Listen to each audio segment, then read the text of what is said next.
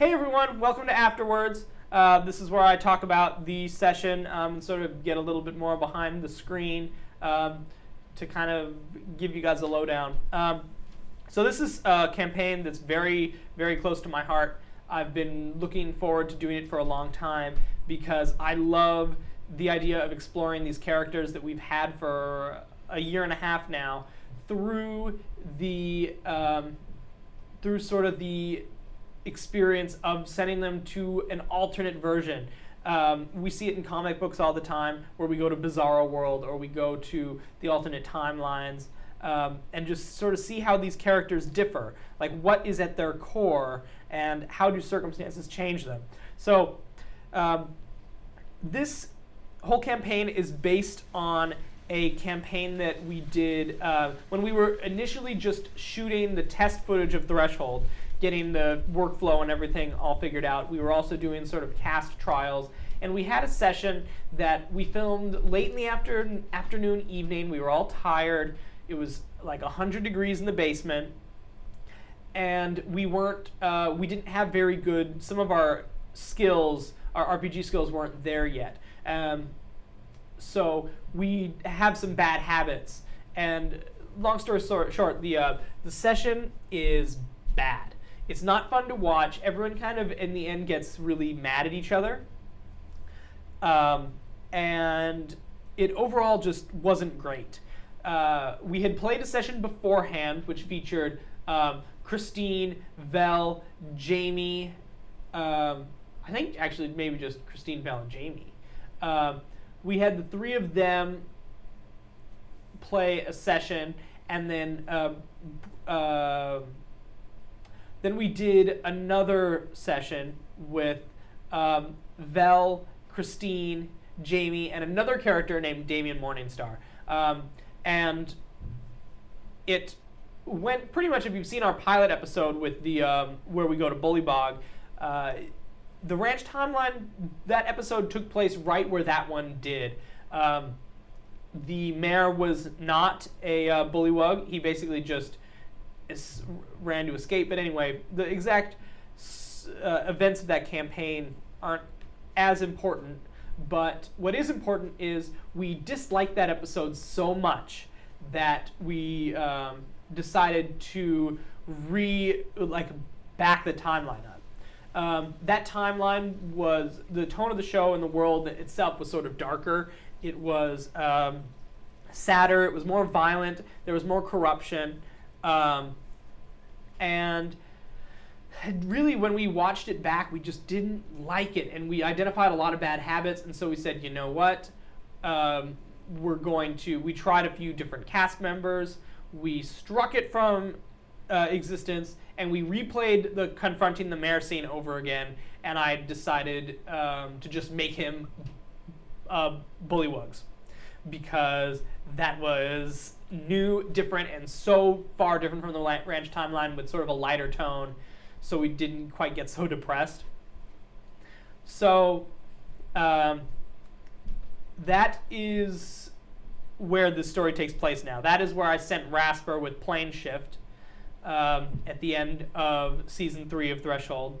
Clash at Cold, no, not Clash at Cold Iron. Anyway, so there's a couple of things that are going on here sort of in the largest scope. One is that this, as the ranch timeline, it's meant to be a character exploration, and it's meant to show the dark reflections of what our characters could be. In the Prime Threshold timeline, it is a generally heroic timeline, and I define heroism as people in amoral situations acting selflessly, which results sort of in good, right? That's being a hero, is laying down your life for someone else, for making a selfless choice which ends up working out. Whereas the ranch timeline is the inverse of that. It is, in the same set of situations, the person acts not necessarily evil, but selfishly, which results in sort of a worse world overall. So that's what's going on in one, it's the dark reflection. So characters we see like Virgie, rather than wanting to overthrow her father for to make Marenton a better place, she does the same action. She overthrows her father without the help of our heroes to gain control of the Sons of the Shipwreck. So that's one thing that's going on. The second is that because of the Dark Reflections, we're sort of replaying in sort of a strange remixed way some of the early episodes of Threshold. This was episode 2, Sons of the Shipwreck. That episode starts with the party being, episode 1 ends with the party being ambushed by Sons of the Shipwreck. They kill them, and then Virgie shows up to say, I need your help. This is the inverse of that. The Sons of the Shipwreck show up with Virgie to basically kill them. It's the inverse.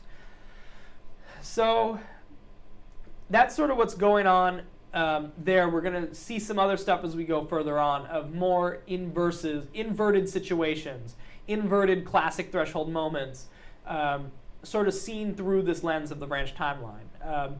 See who are these characters if not heroes, what sort of becomes of them. Because the overarching arc for Rasper is pushing him in the direction of finally accepting his heroics.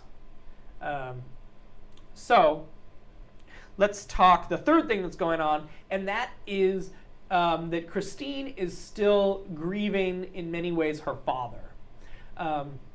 Christine and Rasper's relationship, Christine's father dies a few weeks or months prior to the events of the first episodes of Threshold. And it is still Christine coming to, at first she puts Rasper sort of in that father figure, as we see in the wedding, which is her denial phase. So Rasper's filling the role, he's walking her down the aisle at her wedding.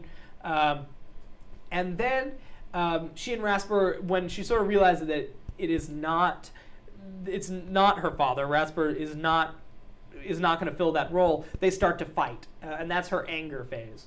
So we see that sort of throughout seasons 2 and 3 of Threshold, as they're kind of at odds, and it smooths out a little bit later on as Rasper sort of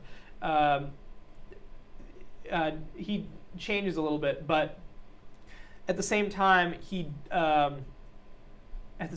Rasper he's not her father, and their relationship is kind of cooled. So now we move into the next phase, which is bargaining.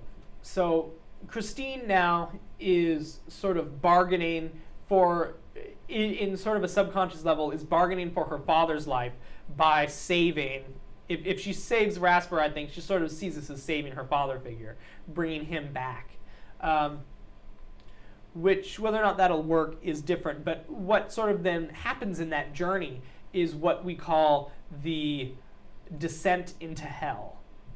We see if we see the ranch timeline as hell, I'm going to try to include some of those elements. That's the third thing thematically that's going on in this campaign. Is what do we see in hell? We see loved ones who have died. We see people sort of in situations that are punished, or that are in ways that they're tormented. So this is sort of like a metaphorical hell where Christine is entering to try to save her father, personified in Rasper. So there's that element going on too. And so we'll see some of those elements. So let's talk about this actual session. Virgie is a beast.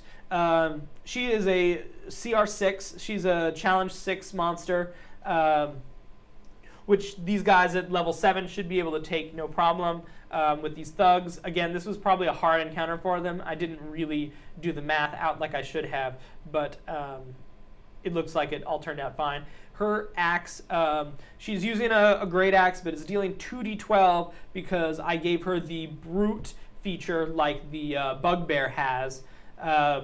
So she deals extra damage. So she deals 2d12 plus 3 damage on every axe hit. And she also has the same pack tactics ability that her thugs do. I use the thugs for the Sons of the Shipwreck straight out of the monster manual.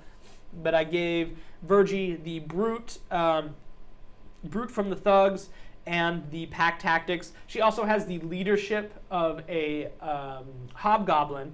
So she has that too, which I think I'm really proud of how she felt as a good solo boss. She still had 50 hit points left when she ran, But I determined when she got to about half health that she would try to sprint away because she's much more interesting out there alive in the world. I thought they were going to let me get away with Rasper's shovel when he threw it at me, like he was going to take me down with it.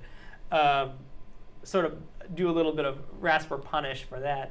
But other than that, Virgie has the same exact stats that she had in, as far as her ability scores, that she had in that episode 2 of Threshold when I first drew her up. I have those notes somewhere, but it's not important.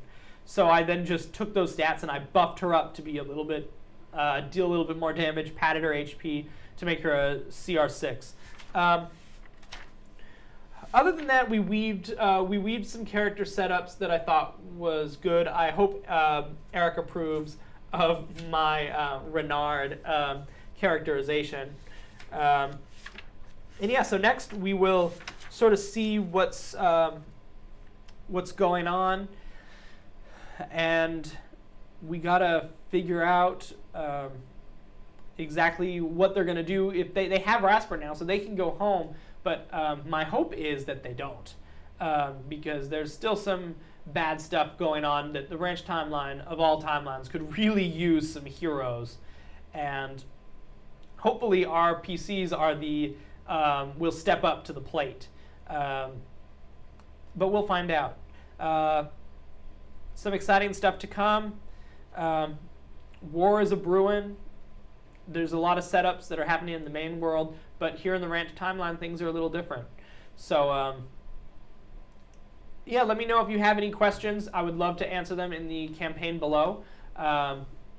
Thank you so much for watching. Please check out our Patreon. If there's we're going to try to be good about updating at least our main characters' wiki pages so that they have some weight to them. So if you need to catch up on our thick continuity, that was something that I was reminded of, is how much continuity we have now with these characters, which makes them very rich, but also makes it very difficult for people to jump in.